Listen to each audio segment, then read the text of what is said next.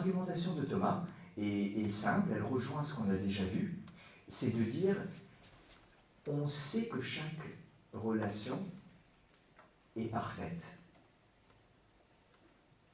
Si elle est parfaite, alors elle se distingue vraiment des autres.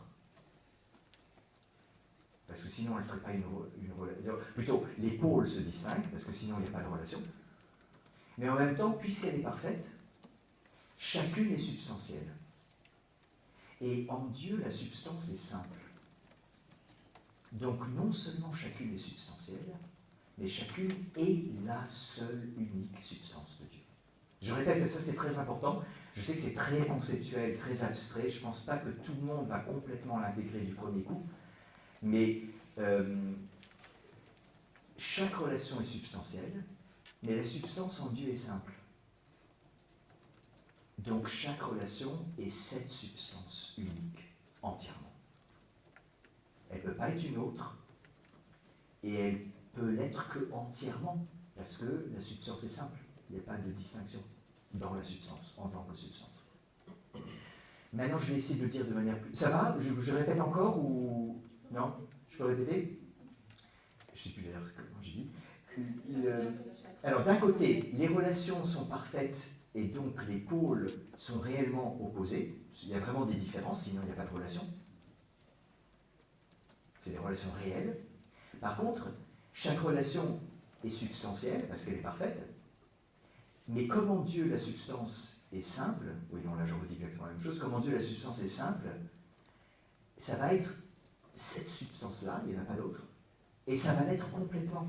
Parce que quand c'est simple, tu ne peux pas diviser à l'intérieur de la simplicité. Donc ça va être que tout ça. Tout. Bon.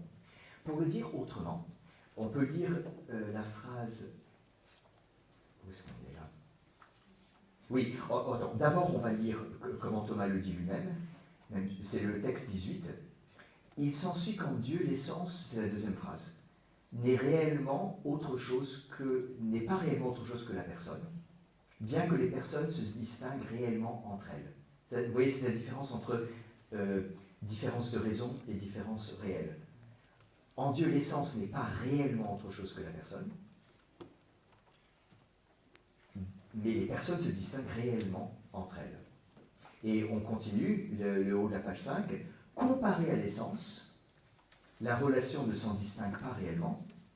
Donc là, il redit la même chose pour la relation, même si on sait que c'est la même chose, mais notionnellement seulement, c'est-à-dire dans l'esprit, comparé à la relation opposée, par contre, elle s'en distingue réellement. Concrètement, ça veut dire quoi? Ça veut dire que, par exemple, le Père est tout Dieu. Le Père est tout Dieu. C'est le texte 19. Le Père est aussi grand que la Trinité tout entière. Le Fils est tout Dieu.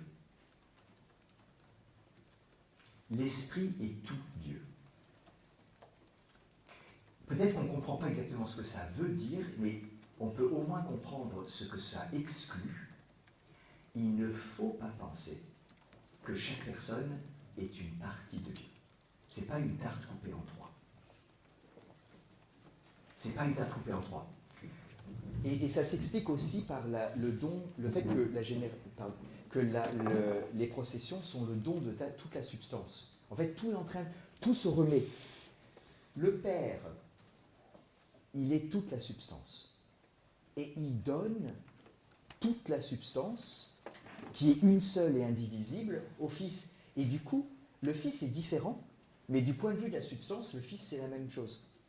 Et eux, ils donnent toute la substance, la même, indivisible, à l'Esprit qui, de nouveau, est la même chose.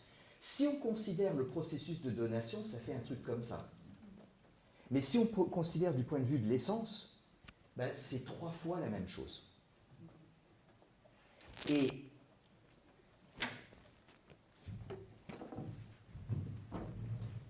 la limite, c'est que c'est pas que c'est incompréhensible, c'est que nous n'arrivons pas à mettre ensemble les deux côtés. Vous savez, il y a le même problème, à un niveau beaucoup moins grave et profond, pour notre compréhension de l'univers. Il y a la théorie de la relativité, Et puis, il y a la physique quantique. On n'a pas encore trouvé comment mettre ensemble. On a deux schémas, deux modèles, qui tous les deux marchent, qui sont tous les deux explicatifs de la réalité, et chacune d'un aspect de la réalité. On a besoin des deux, et on n'arrive pas à les mettre ensemble. Alors c'est beaucoup moins grave, parce qu'un jour, on réussira. Parce que c'est que l'univers. Dieu, la différence, c'est qu'on n'arrivera jamais.